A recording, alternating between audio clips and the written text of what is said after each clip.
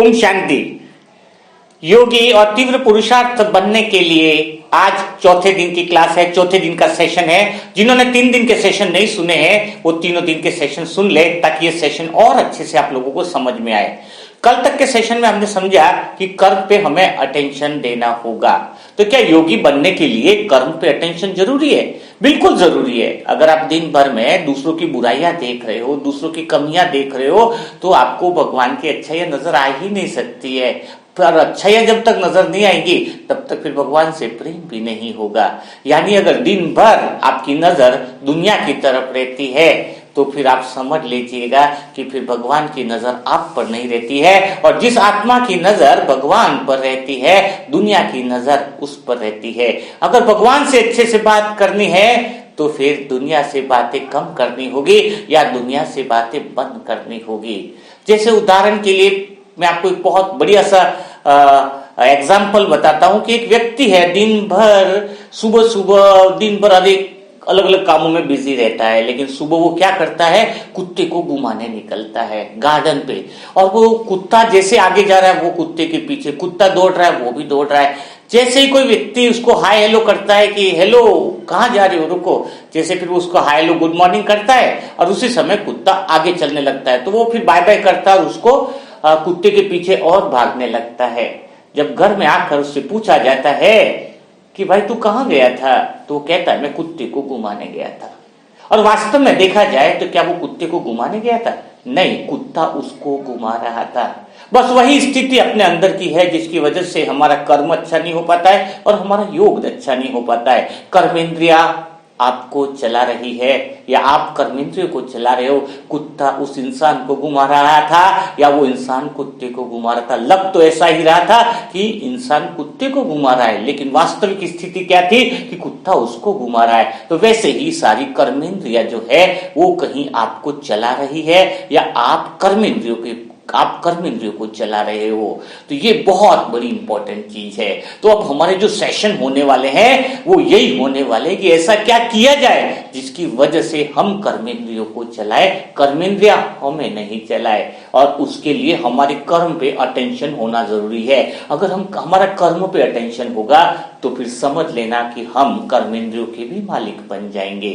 क्योंकि क्या है, जमीन से गिरे हैं तो उठ सकते हैं, पहाड़ की चोटी से भी गिरे तो उठ सकते हैं, लेकिन अगर एक बार भगवान की नजर से गिर गए तो उठना मुश्किल ही नहीं नामुमकिन है। और भगवान की नजर से वही आत्मा गिर जाती है जिसके कर्म इतने बुरे हो जाते हैं कि वो खुद की नजरों में भी गिर जाता है और भगवान से योग लगाने की तो बहुत दूर की बात है, नजर भी नहीं मिला पाता है। तो कर्म कितनी बड़ी इंपॉर्टेंट चीज है, कितनी कर्म की वैल्यूज है, उस बात को तो समझना ही होगा।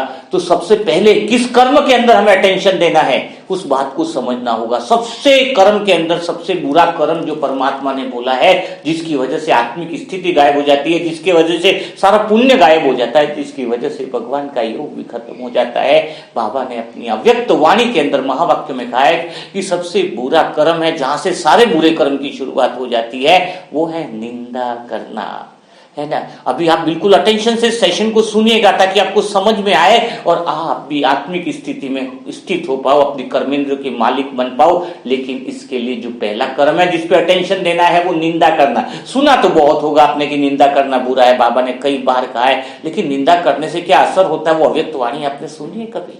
जैसे मैं उसको बहुत अच्छी कहानी से आपको सुनाता हूं जिससे आज आपके मन के तार सारे खुल जाने वाले हैं। बुद्धि की अंतर्मन की शक्ति, आपका जो विवेक है वो भी आपका खुल जाएगा। क्योंकि आपको पता है मन की जो स्पीड है, मन की जो गति है, उसको सिर्फ बुद्धि ही नियंत्रित कर सकती है। और बुद्धि नियंत्रित कब कर सकती है? जब उसको लक्ष्य दे देती है। तो अभी अपना लक्ष्य है अपने कर्मों को समझना। और सबसे जो बुरा कर्म परमात्मा ने कहा जिसकी वजह से सारे कर्म आते हैं, योग के अंदर विघ्न पड़ता है, वो कर्म है निंदा करना। तो एक बार क्या हुआ कि 4 सहेलियां थी, बड़ी फ्लैट थे उनके पास में ही गार्डन था। वो जो चारों जो सहेलियां थी वो रोज घूमने की उनकी आदत थी। गार्डन के अंदर रोज घूमने जैसे जाते हैं वैसे रोज जो है वो घूमने जाते थे। एक बार क्या हुआ कि जैसे चारों अपनी बातें कर रहे थे कि मतलब क्या होता है, उसकी पार्टी कहाँ रखी है, उसने क्या किया है, मतलब रोज घर गृहस्थी की बातें सब कुछ चलती रहती थी, उधर उधर की भी बातें चलती रहती थी। एक दिन क्या हुआ कि चारों सहेली में से जो चौथे नंबर की जो सहेली थी वो बाहर चली गई थी, कुछ उसको काम था, वो बाहर मीन्स आउट ऑफ स्टेशन चली गई थी। तो आउट ऑफ स्टेशन में जोधपुर चली गई थी। तो बाकी जो 3 सहेलियां थी उस दिन शाम को मिली और बातें करने लगी, घूमने लगी। लेकिन उसी वक्त पहली सहेली ने कहा चौथी सहेली के बारे में, अच्छा वो है ही ऐसी, अरे उसको क्या है, कभी अपने को बुलाती नहीं है, ऐसा वैसा। यानी पहली सहेली ने क्या किया, जो चौथी सहेली जोधपुर के अंदर अपनी मार्केटिंग, अपनी शॉपिंग कर रही थी, किसी काम में थी, उसकी बुराई करना चालू कर दिया। इसके बाद जो दूसरे नंबर की सहेली थी उसने उसकी हाँ में हाँ मिलाया, कहा तुम बिल्कुल सही कर रहे हो, वो है तो ऐसी ही, उसकी आदत ही ऐसी, उसका स्वभाव ही ऐसा है। और जो दूसरे नंबर की सहेली थी उसने कुछ बोला नहीं, बस पहली और दूसरी सहेली की बातों को सुना। समझ गया? अब देखो कर्मों की गति कैसी होती है, इस बात को बहुत अच्छे से समझ जाओगे तो सदा के लिए आप जो है वो निंदा करने वाले कर्म से बच जाओगे। अब रिजल्ट क्या होता है, निंदा करने वाले का कर्म का भाग्य कैसे बनता है, वो इस एग्जाम्पल को और अच्छे से आप समझना होगा कि जो चौथी सहेली जो जोधपुर में अपना काम कर रही है, मार्केट में जा रही है, शॉपिंग जा रही है, वो अभी उसमें बिजी है, उस पर किसी तरह की प्रॉब्लम्स अगर आने वाली है, किसी तरह की कोई परेशानी आ रही है, वो परेशानियां सीधी जो ट्रांसफर होती है वो उसके ऊपर ट्रांसफर हो जाती है जो उसकी बुराई करता है। अब बुराई कौन कर रहा था, निंदा कौन कर रहा है, पहले नंबर की सहेली। तो उस समय अगर उसके ऊपर कुछ विकट परिस्थिति आ रही है, परेशानी है, तो उसका काफी कुछ हिस्सा पहले नंबर वाली सहेली पे ट्रांसफर हो जाता है। यानी देखो बिना कुछ किए पहली नंबर वाली सहेली ने क्या ले लिया है ना, मुसीबत को मोल ले लिया।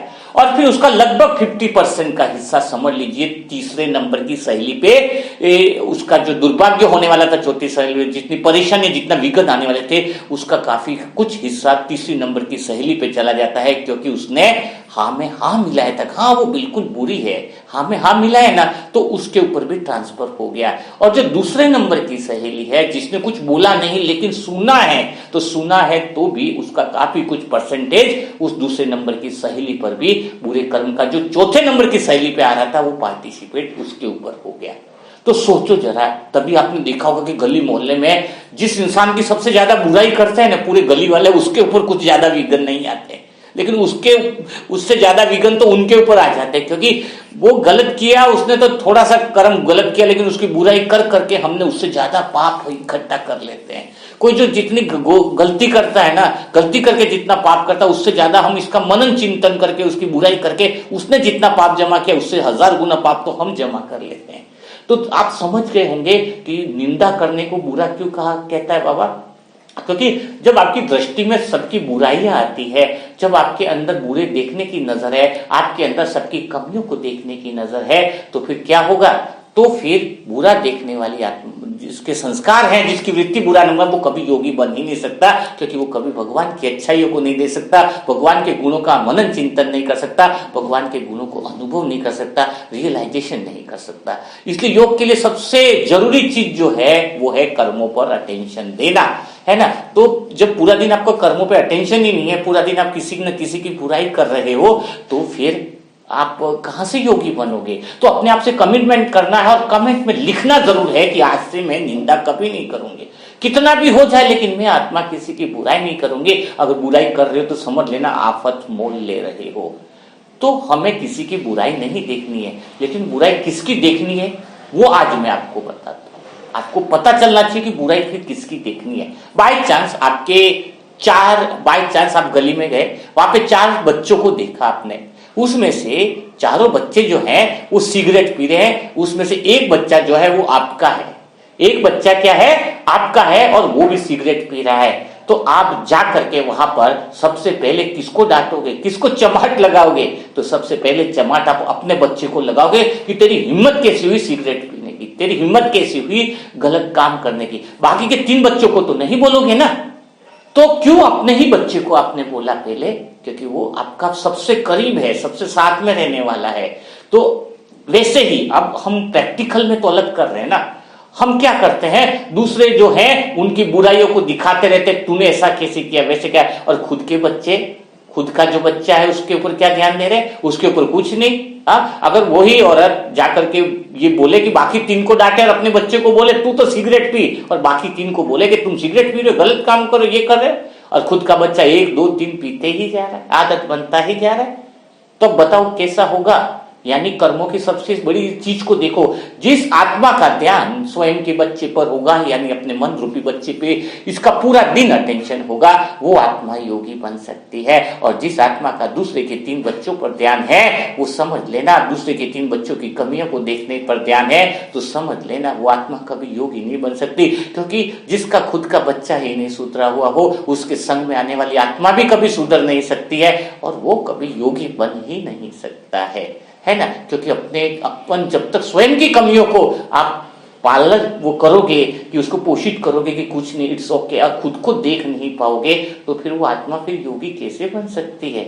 आपको इस बात को कितना अच्छे से समझना होगा, स्वयं की कमी कमजोरियों को बहुत अच्छे से खुद के बच्चे पे ज्यादा अटेंशन देना है। तो आज से जो आपको सिलेबस दिया है, सबसे जो वर्क दिया है, वो यही है कि आज से आपको किसी की निंदा नहीं करनी है, किसी की बुराई नहीं देखनी है, और बुराई अगर देखनी है, कमी कमजोरियां कुछ देखनी है, तो अपने मन रूपी बच्चे की देखनी है। कहीं पराये बच्चों की कमियां देखने के चक्कर में आपका साम्राज्य न उड़ जाए, कहीं लड़ाई झगड़ा न हो जाए, कहीं विघन पैदा न हो जाए, कहीं माया का बुलावा न आ जाए। तो इस बात को बहुत अच्छे से चेक करना होगा।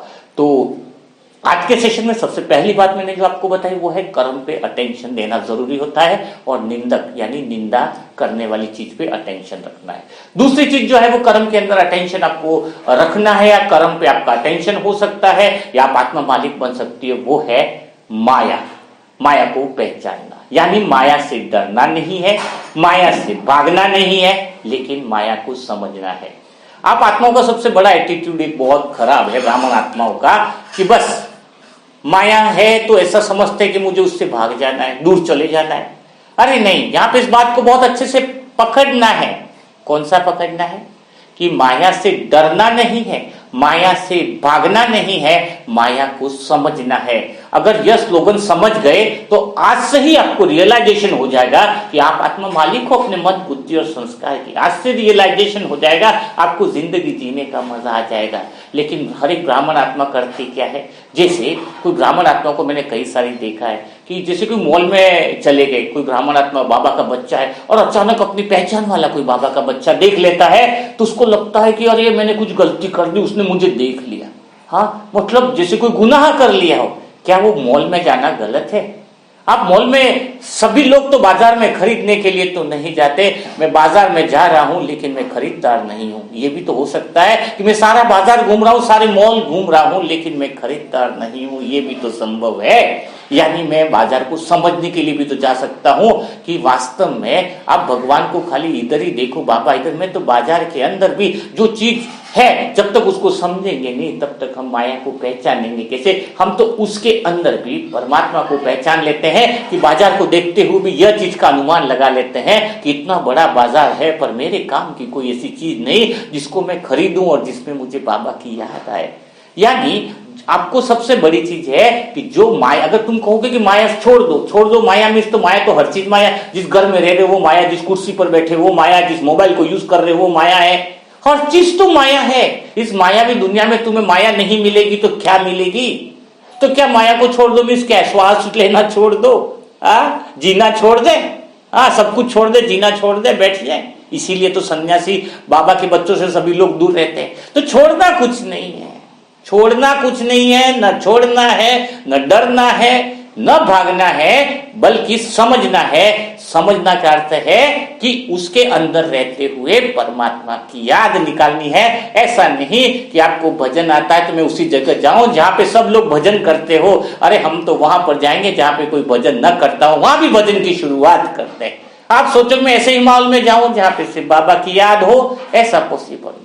बस आपकी सोच, हाँ, लेकिन इंपॉर्टेंट तो ये बात है कि आपकी अंदर की सोच क्या है। अंदर से आपकी जो भगवान ने जो शक्ति दी है आपको पहचानने की है, तो वो शक्ति कितनी बड़ी है, किसी को दिखाने के लिए नहीं। बाबा के ब्रह्मा बाबा ने क्या बोला कि एक बच्चे को बोला कि अच्छा मूवी देखने की इच्छा, जाओ मूवी देख के आओ। खुद टिकट दिया बाबा ने कि जाके देख के आओ। इसका अर्थ क्या है? अगर हम बाबा के बच्चे कोई मूवी देखने चले गए, वो तो इतना डरते हैं और कोई दीदी ना देख ले, वो ना देख ले। अरे हम अंदर से हमारी नीयत साफ है, हम ये देखने जा रहे हैं वहां पर कि एक तो मूवी को देख रहे हैं और जो मूवी देखने वाले जो लोग हैं उसको देख रहे हैं, ताकि हम ये पता लगा सके कि इनका मन इस अहम भाव में, इस अहंकार, इस मायावी दुनिया में किस तरह से डांस कर रहा है और वो मूवी जो है वो उसको कितना आकर्षित कर रही है, कितना इनके मनों को घुमा रही है, कितना उनके मनों को नचा रही है। जब हम माया को इस तरीके से देखेंगे तो फिर तो माया से समाधान भी तो कर सकेंगे, माया को समझ सकेंगे। लोग गए हैं पिक्चर देखने पर, मैं जाकर के अंदर किसको देख रहा हूं? मैं कुर्सी पर बैठे हुए दर्शक को भी देख रहा हूं और पिक्चर को, यानी मैं दोनों को देख रहा हूं। तो फर्क हुआ या नहीं हुआ? इससे मुझे अंदाजा होगा, मुझे अनुभव होगा। अभी जो बाबा के बच्चे कई सारे जो समस्या के लिए आते हैं, विघ्नों के लिए आते हैं, तो इसका समाधान हम कैसे निकाल पाएंगे? भक्त आत्मा का समाधान कैसे निकाल पाएंगे? जब हमें हर चीज का अनुभव हो और ये पता रहे कि माया कहां से आ सकती है। माया का कोई एक रास्ता नहीं है, कई रास्ते होंगे और कई रास्तों से हमें बचना आना चाहिए। अगर आपको एक ही रास्ता अगर आता है आपको बचने का, यानी एक ही चीज की आपकी नॉलेज है तो आप उलझ जाओगे। आपको ज्ञान के सागर की तरह पूरी नॉलेज होनी चाहिए माया की। अगर चूहा 2 बिल क्यों करता है, 3 बिल क्यों रखता है? क्योंकि उसको पता होता है कि सांप इधर से आएगा मैं दूसरे बिल से निकल जाऊंगा, इधर से आएगा तो उस बिल से निकल जाऊंगा। एक ही बिल होगा तो कब का मर जाता है। तो माया से बचने के आपके पास अनेक रास्ते होने चाहिए, अनेक युक्तियां बाबा मुरली में इसलिए बताता है। अगर एक ही रास्ता और एक ही युक्ति बतानी होती तो एक ही दिन मुरली चला लेता बाबा। तो आपको सब चीज की नॉलेज इस बात की होनी चाहिए। जरूरी नहीं है कि आप वहां पे जा रहे हो, कहीं जा रहे हो तो आप दलदल में फंस गए हो। नहीं, आप हो सकता है बाबा के बच्चे हैं तो हम अनुभव ले सकते हैं। तो माया से डरना नहीं है, माया से भागना नहीं है, बल्कि माया से क्या करना है? माया को समझना है कि माया है क्या। जब तक हम माया को समझेंगे नहीं तब तक हम इसका सॉल्यूशन तो निकाल ही नहीं पाते हैं। तो कर्म के अंदर सबसे बड़ी चीज क्या है? कि माया को समझना। अब समझने का अर्थ और थोड़ा सा हम आगे लेते हैं कि जैसे हम मन, बुद्धि और संस्कार मालिक हैं, अब हमें कर्म कैसे करना? माया को समझकर कर्म करना है। तो आज थोड़ी सी माया को समझने की कोशिश करते हैं। जब हम मॉल में गए, कहीं मूवी गए या एनीवन कहीं पर भी गए, जैसे एक बाबा का बच्चा कह रहा है कुछ चीज देख करके, अरे मैं बहुत डर गया, मॉल के अंदर गया, अचानक कुछ चीज देख ली उसने। अब वो क्या कह रहा है? मुझे बहुत डर लग रहा है, बाबा मेरी मदद करो। क्या बोला उसने? कि मुझे बहुत डर लग रहा है, बाबा मेरी मदद करो। क्या यह बोलना सही है? क्या यह बोलना सही है? अपने आप से पूछो। एक व्यक्ति कह रहा है मैं बहुत क्रोधित हूं, मैं बहुत क्रोधित हूं, बाबा मेरी मदद करो। एक व्यक्ति कह रहा है मैं बहुत डरा हूं, भगवान मेरी मदद करो। क्या यह कहना सही है? बहुत गलत है, बहुत गलत है। इसने माया से डर गया है, वो माया को समझ ही नहीं पा रहा है। ये शब्द बोलना ही गलत है। कैसे है? आप मन, बुद्धि, संस्कार की मालिक बन ही नहीं सकते अगर आपके ऐसे शब्द है। आप कभी मालिक बन करके कर्म ही नहीं कर सकते हो। कैसे? जैसे उसने बोला कि मैं डरा हुआ हूं, इसका अर्थ क्या है? बाबा की मदद करना इट्स ओके, वो सही बात है, बट मैं डरा हुआ हूं, इसका अर्थ क्या हुआ है? कि वो खुद बॉडी कॉन्शियस में आ चुका है। मैं डरा हुआ हूं, यह शब्द है कि मैं बॉडी कॉन्शियस में हूं। मैं क्रोधित हूं, वो भी शब्द कौन सा है? मैं क्रोधित हूं, इसका अर्थ है कि मैं भी वो देहभान या बॉडी कॉन्शियस में हूं। इसी तरीके से अगर कोई दूसरी आत्मा है, वो क्या बोलती है? राइट क्या है वो अब समझो। राइट यह है कि मैं डरा हुआ हूं, उसकी जगह अगर वह शब्द यह बोलता है, शांत कर, कि मैं डर को देख रहा हूं, मैं अपने अंदर के डर को देख रहा हूं। हाँ, मैं अपने अंदर आ रहा है जो क्रोध, उसको देख रहा हूं। एक तो हुआ मैं डरपोक हूं, यानी पूरे बॉडी कॉन्शियस में आ गया। जो डरपोक है यानी उसको कोई देखने वाला बच्चा ही नहीं, यानी आत्मा बच्ची ही नहीं, यानी उसके अंदर विचार करने की शक्ति खत्म हो जाती है। जब वो मैं डरपोक हूं बोलता है ना, वो कुछ भी कर सकता है, खिड़की से कूद सकता है, इधर भाग सकता है, उधर भाग सकता है, उसकी विचार करने की शक्ति खत्म हो जाती है, क्योंकि वो तो कंप्लीटली बॉडी कॉन्शियस में आ गया। और जो बोल रहा है कि मैं डर को देख रहा हूं, यानी क्या हुआ कि मैं आत्मा हूं और मेरे मन में जो डर पैदा हो रहा है, मैं उस डर को देख रहा हूं, यानी मैं आत्मा अलग हो गई और वो डर अलग हो गया। इसको कहते हैं मालिकपन। तब मैं अपने मन के अंदर जो उत्पन्न डर है, तो मुझे नहीं पता मैं क्या निर्णय करूंगा, लेकिन मेरा जो निर्णय होगा वो बहुत सही होगा। एक तो मैं बोलूं मैं बहुत गुस्से में हूं, इसका अर्थ है कि मैं चीजों को तोड़ सकता हूं, चीजों को पटक सकता हूं, चीजों को कुछ भी नुकसान पहुंचा सकता हूं। और एक है मैं अपने अंदर आने वाले क्रोध को देख रहा हूं, समझ रहा हूं क्रोध को, वो क्रोध को समझ रहा है नहीं, अपने मन में उत्पन्न होने वाले क्रोध को आत्मा देख रही है। यानी बॉडी कॉन्शियस की जो अवस्था है, मन में उत्पन्न होने वाले क्रोध को जब हम देख रहे हैं, यानी माया को समझ रहे हैं। माया से डरना नहीं, माया से भागना नहीं, माया से सीखना है। कितनी अच्छी बात है, कितनी अच्छी बात है। और मुझे बहुत आनंद होता है पूरे दिन में कि चाहे कैसा भी खेल आ जाए, पूरे दिन में मुझे आश्वासन रहता है, अंदर से अनुभव रहता है कि चाहे कैसी भी समस्या, कैसा भी विघ्न आ जाए, मेरे अंदर वो क्षमता है कि मैं माया को अच्छे से समझ लूंगा, मैं माया से परख लूंगा, मैं माया से डरूंगा नहीं, माया से भागूंगा नहीं, बल्कि माया को समझ लूंगा। तो जब आप ये बोलते हो कि हे परमात्मा, मैं आत्मा अपने डर को देख रही हूं, हे परमात्मा इस मन में इतनी शक्ति डाल दे कि इसके डर को गायब कर ले। हे परमात्मा, इस मन के अंदर आने वाले क्रोध को मैं देख रही हूं, इस मन के अंदर जो क्रोध उत्पन्न हो रहा है उसको इतना शांत कर दे कि मानो मन तुम्हारे प्यार में डूब जाए। देखो कितना आसान है, कितना मजा आता है।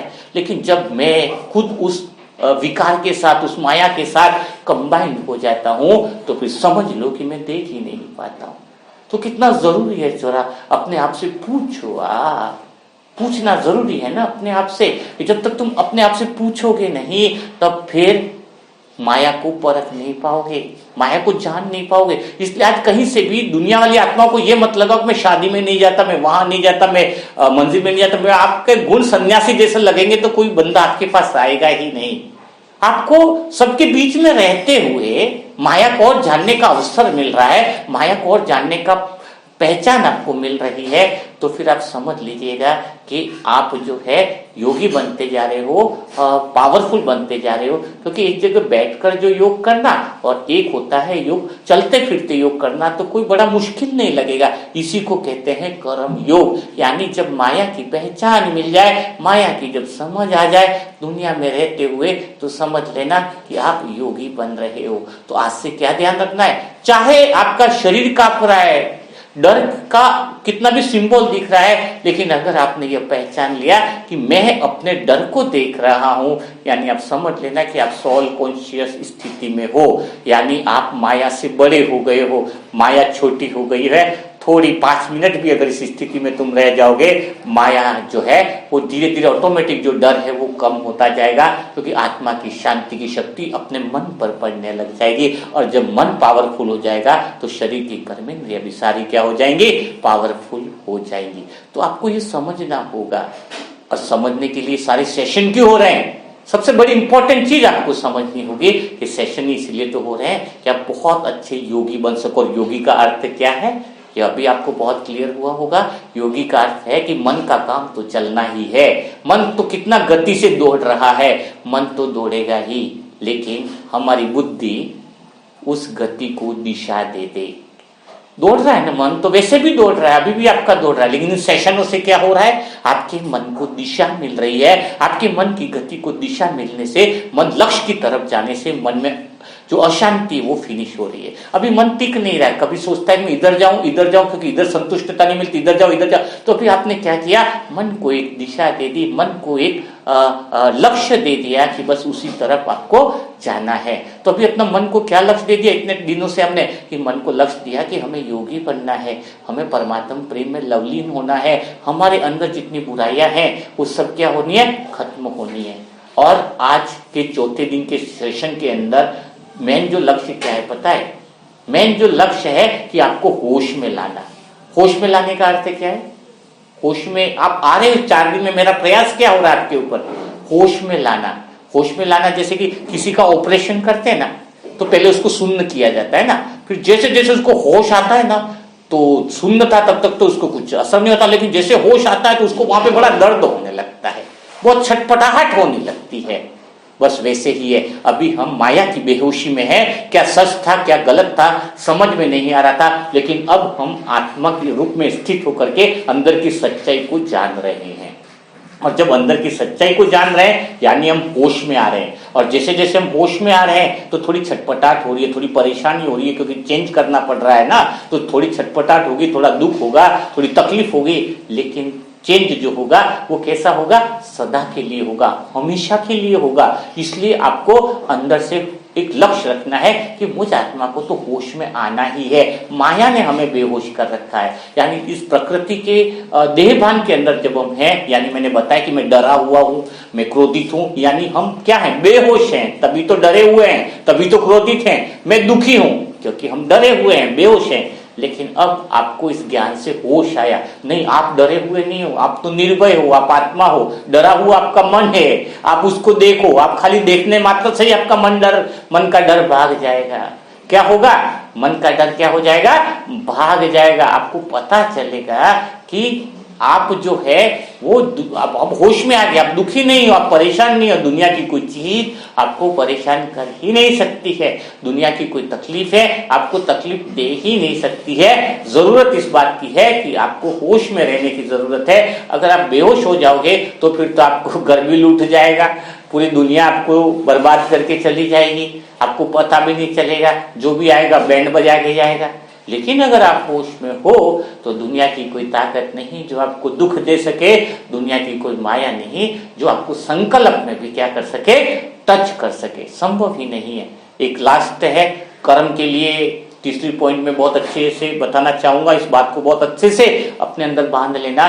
क्या, कौन सी बात, कि knowledge plus action is equal to result है। इक्वेशन क्या है, मुझे आत्मा का निजी अनुभव कहता है कि knowledge plus action is equal to result. यानी आपके पास कितना भी ज्ञान ग्रहण कर रहे हो, अभी मैं जो भी चीजें बता रहा हूं वो हो गया आपका नॉलेज। जैसे अगर आपको रोटी बनाने का नॉलेज है, एग्जाम्पल के लिए आपको पता है कि रोटी कैसे बनती है, अब घर में आटा है, गैस है, चूल्हा है, सब कुछ है, आप अकेले हो, अब आपको भूख लगी है, अब आपको नॉलेज है, किसी को बोलना है, किसी को कोई पूछे आपसे कि रोटी कैसे बनती है, आप बता दोगे, थाली लेनी है, परात लेनी है, आटा डालना, थोड़ा सा नमक डालना, पानी डालना, गूंथना है, फिर तवा रखना, गैस चालू करना, ऐसे। तो आप हर एक को सुना रहे हो रोटी कैसे बनती है, लेकिन आपको खुद को भूख लगी है, रूम में बैठे हुए हो, आपको नॉलेज है ना, तो भी आप रोटी नहीं बना रहे हो।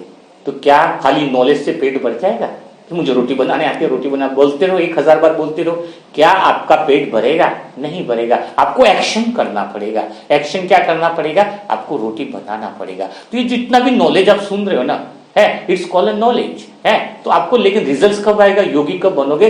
Knowledge plus action is equal to result. जो बातें आपको बताई गई है उसको प्रैक्टिकल लाइफ में इंप्लीमेंट करना होगा, प्रैक्टिकल लाइफ में आपको अप्लाई करना होगा, तो फिर आपको योगी बनने से आपको कोई रोक नहीं सकता है। कल के सेशन में हम बात करने वाले बहुत जबरदस्त है, कल का सेशन कोई मिस नहीं करेगा कि योग की शुरुआत कैसे करें, यानी परमात्मा से। क्योंकि अभी तो मैंने आपको बेसिक स्टेजें बताई। कौन सी स्टेज बताई? कि पहला योग करने के लिए आपको परिवर्तन की जरूरत है, बिना परिवर्तन की आप योगी बन नहीं सकते।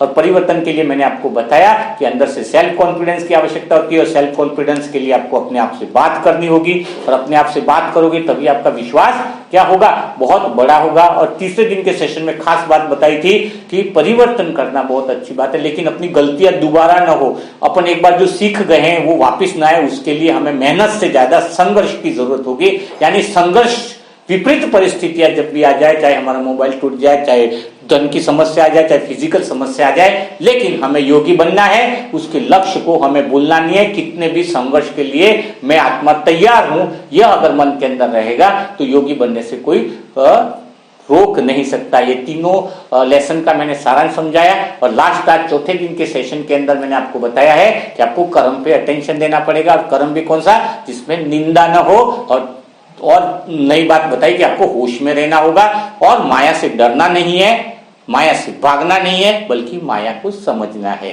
तो कल फिर हम मुलाकात करेंगे डे 5 के सेशन में। जैसे हर दिन शाम को 5 बजे सेशन जो है वो अपलोड हो जाता है, क्योंकि कई बार आप लोग देखते रहते होंगे कि नया सेशन आया नहीं है। तो सेशन का अपलोड करने का टाइम है डेली का शाम को 5 बजे इन द इवनिंग। तो आप उस समय इस सेशन को आप जो है वो देख सकते हैं। तो कल फिर मुलाकात करेंगे नए सेशन के साथ। तब तक के लिए सभी भाई बहनों को ओम शांति, ओम शांति।